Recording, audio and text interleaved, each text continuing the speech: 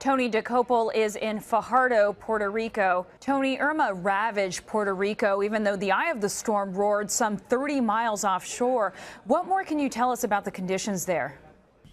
Well, Stephanie, I can tell you that Hurricane Irma only narrowly missed Puerto Rico. It was about 20 miles, maybe 25 miles off of the coast where we are right here in the northeastern part of the island. And that 25 miles really saved the island. In 1989, Hurricane Hugo, a more direct hit that took apart buildings, that took off roofs. This time, when we came out this morning to survey the damage, there were a lot of downed trees, there were a lot of downed power lines, but the brunt of the storm really stayed offshore. And as a result, we can say tonight that Puerto Rico, as far as anyone knows at this point, maybe in the mountains there is some area that has not been reached yet, but as far as anyone knows at this point, including emergency responders, the brunt of the storm seems to have spared most of Puerto Rico. Well, much like Puerto Rico, Irma is expected to deliver a glancing blow to the Dominican Republic, Haiti, and Cuba through Thursday night, with winds still in excess of 175 miles per hour. Are you hearing anything from those islands? The situation in those islands is similar to the situation in Puerto Rico. Before the hurricane, on a good day, they are already islands with difficulties. Almost half the population here in Puerto Rico lives in poverty, and it is even more dire the further west you go. So as Irma makes only, as you put it, a glancing approach to those islands, nevertheless, any approach, any damage is damage to an island that is not economically in a situation, or politically, organizationally, in a condition where it can readily respond, fund a relief effort, fund a rescue effort, and get back on its feet. Because right now, those islands, if you want to get really technical, they're already flat on their back. In your piece, you detailed some of the destruction on other Caribbean islands, with Hurricane Jose now on the heels of Irma. Do you have a sense of how the region is preparing for the next storm? So the way the Caribbean is structured, the finances, the economics of the islands tend to get worse as you go west. And to the east, there are wealthier islands. There's the U.S. Virgin Islands, the British Virgin Islands, some territories of France and the Netherlands. The conditions are better there, the infrastructure is better there, but you have a different problem. They're more remote. So anyone who's taken a trip there knows that you can find a bottle of water for double, triple, even 4 times the price as you might find on the mainland, wherever your mainland is. So now the challenge, with total devastation in some of those areas and near total devastation in others, is how do you swiftly get rescue material, medical supplies, food, water, everything you might need. We had the lights just come back on here at our hotel to those locations. I mean, in contrast, here we're at a luxury hotel on the northeastern end of Puerto Rico. It suffered last night. People had to be evacuated from their rooms and sheltered in the lobby. But because they have resources, they've got a 24-hour turnaround, and things are just about back to normal. A lot of downed trees, but mostly people happy. The bar will be open later tonight. That is not even remotely true in vast, vast stretches of the islands just east of here. Stephanie? Tony DeCopel, thank you. The island of Barbuda taking a direct hit from Hurricane Irma. More than 90% of the island, homes, buildings destroyed. And tonight, listen to this. Hurricane Jose is now on a path to hit that same island. Just moments ago, I spoke with the Prime Minister, Gaston Brown, with now an urgent effort underway trying to get everyone out. Prime Minister Brown, thanks for joining us, and the pictures coming in are just devastating. I know you've had a chance to fly over the island and to visit it in person. Just describe what you saw for us. Yeah, well, for me, I never contemplated that we could have had such damages. I mean, the Barbuda landscape was just totally decimated. I mean, 90% or more of the buildings were damaged. I mean, it literally destroyed the country. Mr. Prime Minister, I know you described it as though a bomb went off on that island, and we are all watching the track now of Hurricane Jose, which could get to that island as well. Just incredible that you could be facing 2 hurricanes now. You're trying to get everyone off the island? Well, we are. We are being proactive. In fact, already the evacuation is taking place mid-morning, no later than midday tomorrow. We'll literally have the island completely evacuated. Mr. Prime Minister, thank you for your time. I know you're very busy. And please make sure the people of your island know that they're in our thoughts and prayers. Many thanks. Okay. You blanche là.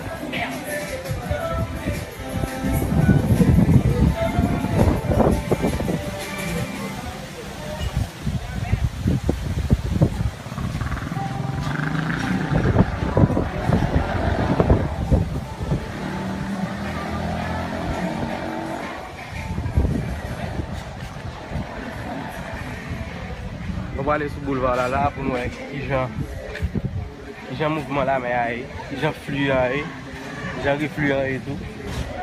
OK.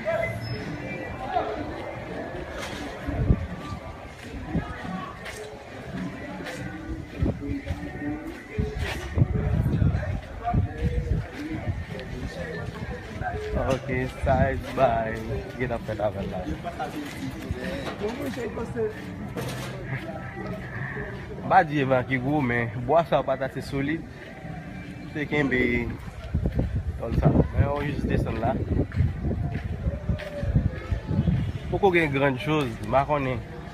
Si le moment il m'a passé déjà ou bien s'il veut passer. Mais sauf qu'avec prudence, en pile le monde va prendre la rue. Donc, boulevard là, vide. Tout restaurant fermé. Il suffit qu'on y a là. Pour regarder le mouvement de la mer.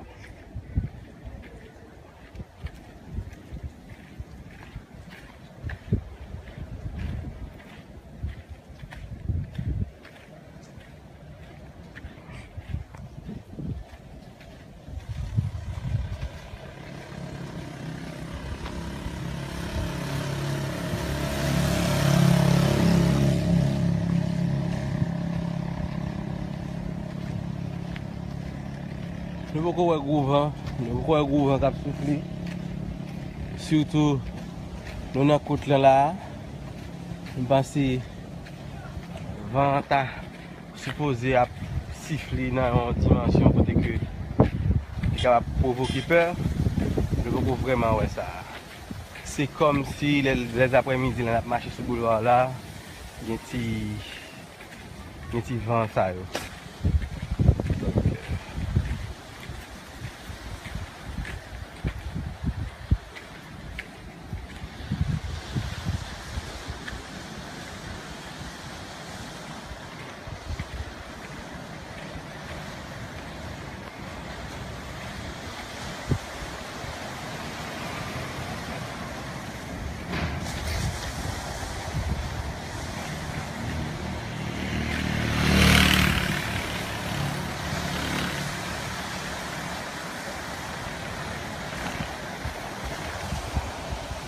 On attend jusqu'à présent, on attend.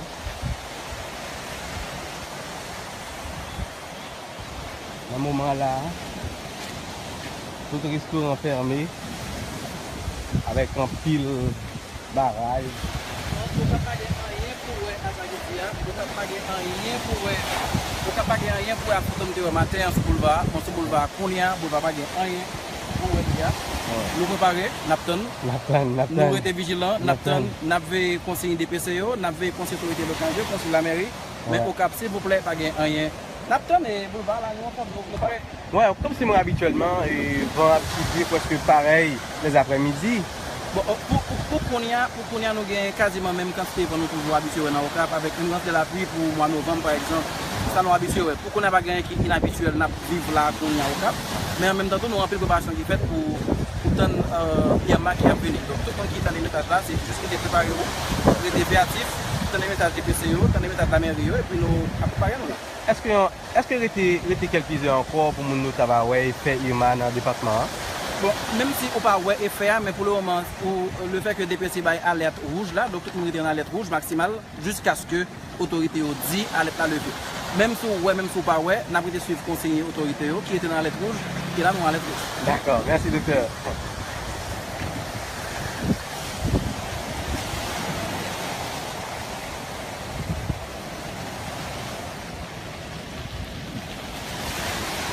Voilà, tout le monde qui prend l'image pour montrer comment ça y est sur le boulevard là.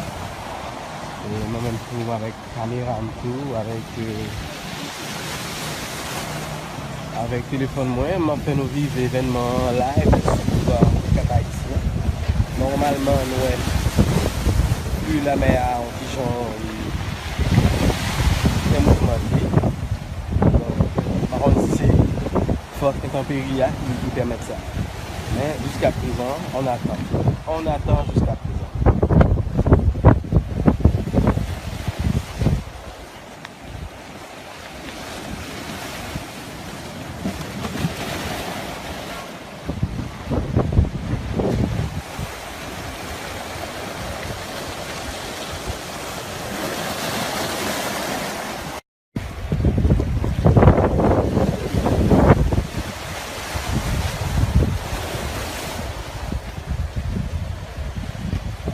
partager vidéo ça ensemble avec amis nous pour voir exactement qui Jean boulevard là est et que Irma pour vraiment affecter le département.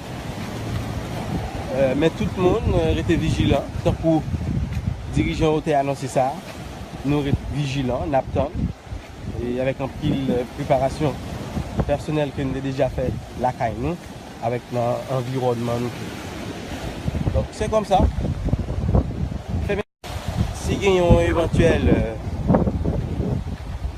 en actualité, on va toujours faire vivre. Ça va passer actuellement sur le boulevard. Merci.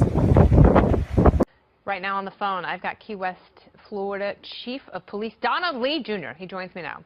Welcome to the show, Chief Lee. Thank you. So how are these preparations for Irma different than storm preparations you and your department have made in the past? Well, certainly we've never faced a storm of this magnitude any time that I can remember, and you know, this is the most powerful storm that's ever been in the Atlantic Basin. We certainly over the years have had a lot of practice, and we've had a lot of close calls, and we've had actual hurricanes that have hit us, but preparing for this one is just a little bit different and a little scarier. But we are making all the preparations that need to be in place. We are pretty much prepared. We are currently under a hurricane watch, which we could expect possibly tropical force storm winds within 48 hours. We're currently under a mandatory evacuation of all residents in Key West. And people in Key West, I've been there, it's a beautiful part of the state. I love it because there's such a strong, independent theme and lifestyle there, which makes, obviously, some of the residents of the Florida Keys very different than other residents of Florida. How are you talking to them, convincing them to get out, and how effective have the mandatory evacuations been? Well, as you mentioned, a good portion of our community are independent and you know, sometimes have minds of their own. But so far, we are encouraged by the number of residents that have evacuated, but we are concerned because there are still many residents on the island. So it's a bit concerning to us. We're going out doing everything possible, trying to encourage everyone to leave. There's still time. We still have today. We still have tomorrow morning for them to evacuate. We are explaining to them the dire consequences should we be struck directly by this hurricane, which is still possible. And what happens, Chief Lee, what happens if the Keys take a direct hit? Walk us through that.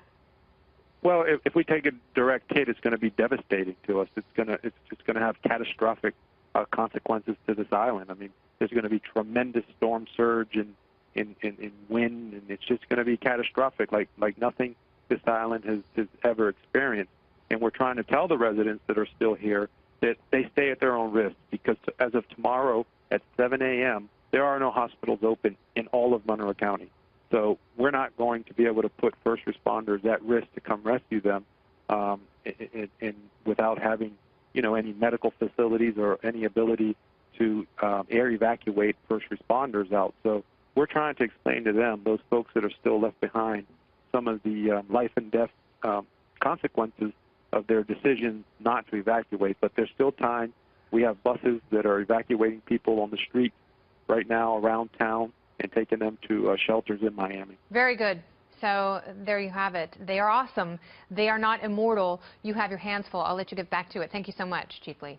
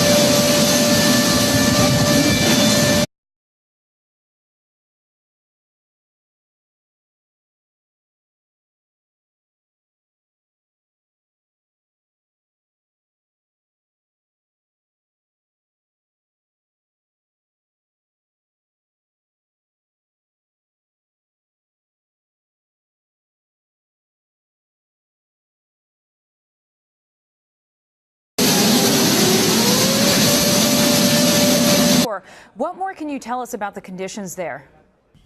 Well, Stephanie, I can tell you that Hurricane Irma only narrowly missed Puerto Rico. It was about 20 miles, maybe 25 miles off of the coast where we are right here in the northeastern part of the island. And that 25 miles really saved the island. In 1989, Hurricane Hugo, a more direct hit, that took apart buildings, that took off roofs.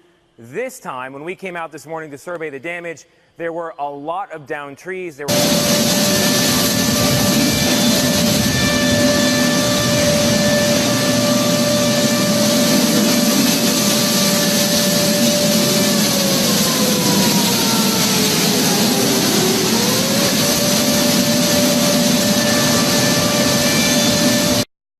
Tony DeCopel is in Fajardo, Puerto Rico. Tony, Irma ravaged Puerto Rico, even though the eye of the storm roared some 30 miles offshore.